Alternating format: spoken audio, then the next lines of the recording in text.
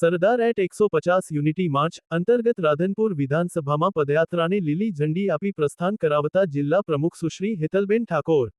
અલ્હાબાદ ગામથી રાધનપુર સુધીની પદયાત્રામાં યુવાનો, વિદ્યાર્થીઓ અને લોકો સહભાગી બન્યા. રાષ્ટ્રીય એકતાના સૂત્રોચ્ચાર સાથે યોજાયેલી પદયાત્રાનું લોકોએ ઠેર ઠેર ઉષ્માભેર સ્વાગત કર્યું.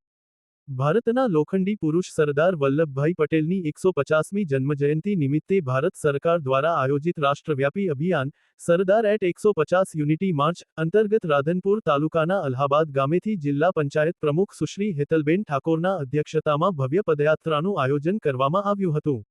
જે અંતર્ગત રાધનપુરના અલ્હાબાદ ગામથી પ્રારંભ કરેલ પદયાત્રા નવા પોરણા, જૂના પોરાણા, નંદી ગૌશાળા થઈ રાધનપુર નગરપાલિકા ખાતે સમાપન કરવામાં આવ્યું હતું. જેમાં પદયાત્રીઓએ એક ભારત, આત્મનિર્ભર ભારત અને રાષ્ટ્રીય એકતાના સૂત્રોચ્ચાર સાથે પદયાત્રા કરી હતી. 8 થી 10 કિલોમીટર લાંબી આ પદયાત્રાને લોકોએ ઠેર ઠેર વધાવી હતી.